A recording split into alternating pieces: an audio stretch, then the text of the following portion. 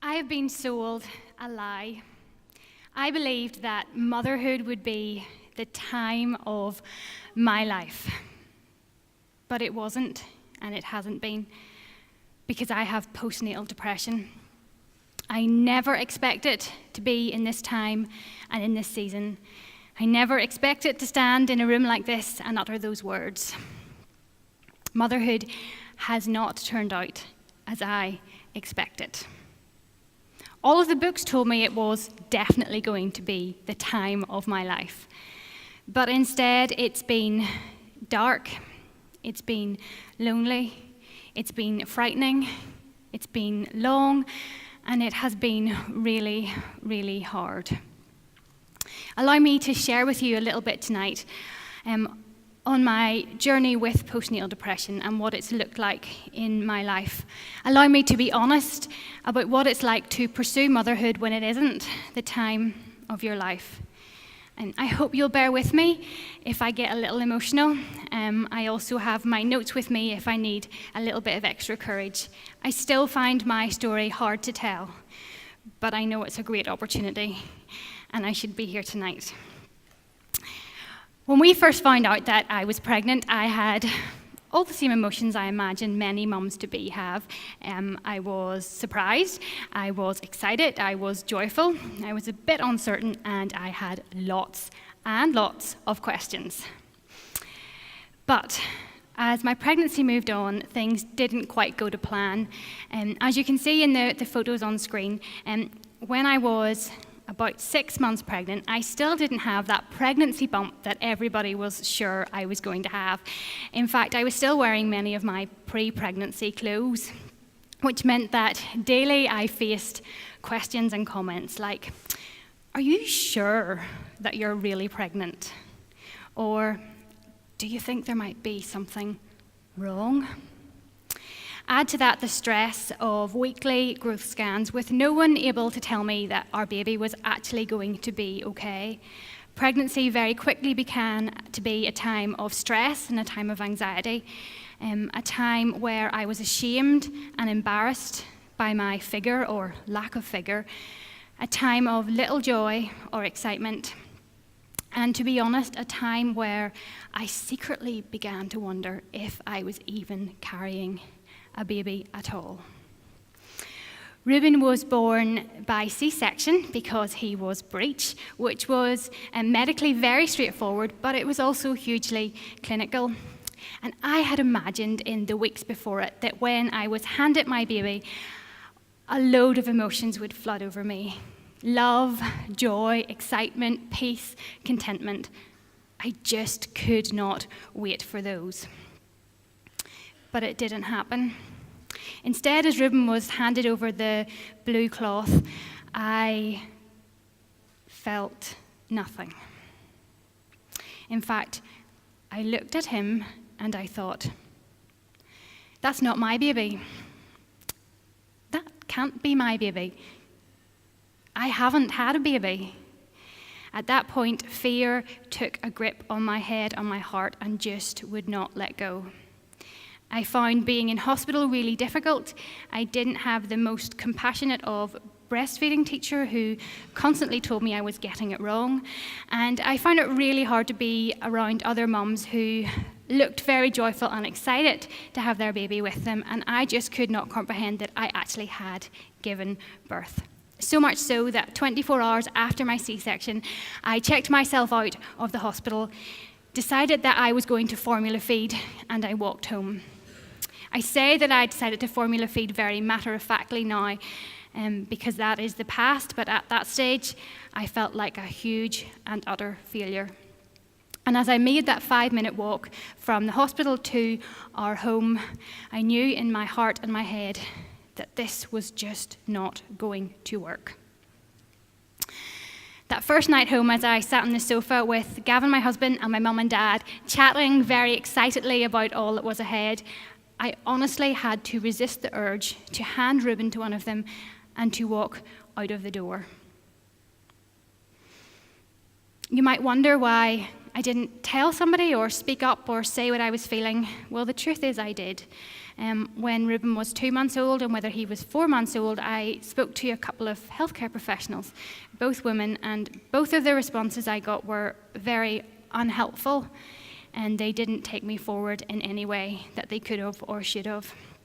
So much so that I began to believe that this was all my fault, that I was the only one who felt like this, that I had missed the mum gene, that there was something inherently wrong with me that meant that I just could not be a mum.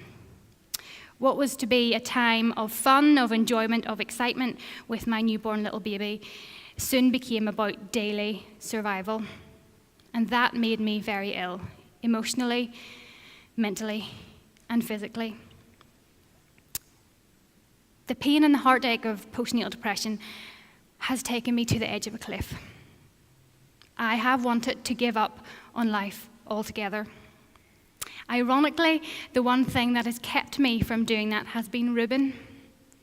Knowing that he would grow up with that stigma has been the fine line between life and death for me.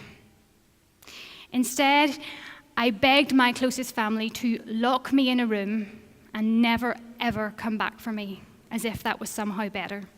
On many occasions, I had my bags packed, ready to leave, no idea where I was going, but sure that anywhere was better than here. Finally, when Reuben turned 2, hope emerged. I spoke to a different healthcare professional. He listened. He got it. I told him my story, and when I had finished, he said, "Lindsay, you have postnatal depression, but you're going to be okay. I am going to get you the help that you need." Those words were like gold dust. Hope was in the air, and I clung onto it with both hands. In fact, I honestly think I could have kissed him, but I'll assure you that I didn't. He was true to his promise, and he did get me the help that I needed. He gave me medication, antidepressants.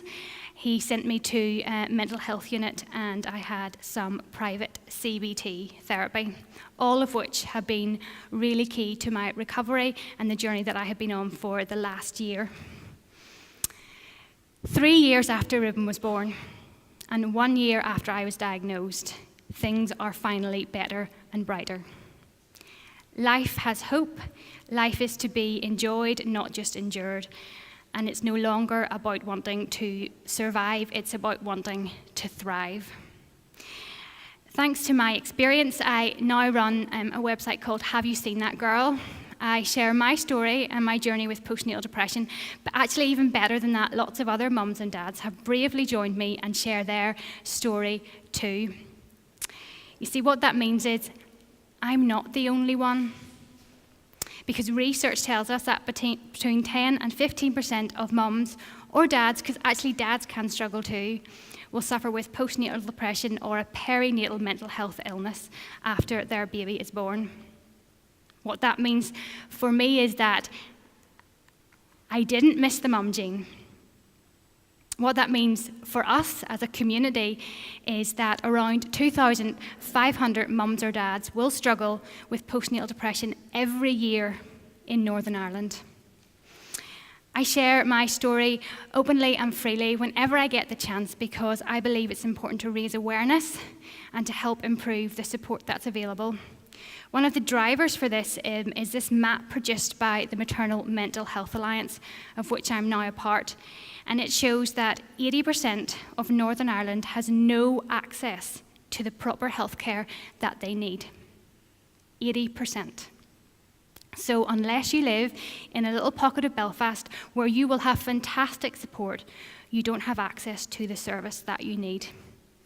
That's not good enough. It's not good enough for our mums and dads who suffer. It's not good enough for the little ones, and it's not good enough for the family units of which they are a part. There is no blame and no shame with postnatal depression, but it's an illness that is shrouded in secrecy. Because the reality is, that women in our communities are struggling with this right now. Women in our families, women in our friendship circles, women in our workplaces, maybe even a woman here tonight. But they're afraid to speak out, and they're afraid to say what is really going on, afraid of what this time and this season says about them. But here's the thing, postnatal depression doesn't define you. Postnatal depression doesn't define me. But it is time that we admit it, that it exists. It is time that we accept that it exists. It is time that we have honest conversations about what motherhood or parenthood can really look like. It's time that we see the stigma that surrounds mental health reduced or even better, removed. It's time that we had better services for our mums and dads who struggle. And now is the time to see perinatal mental health on our agenda here in Northern Ireland. For this time and this season in my life, that is what I plan to dedicate myself to.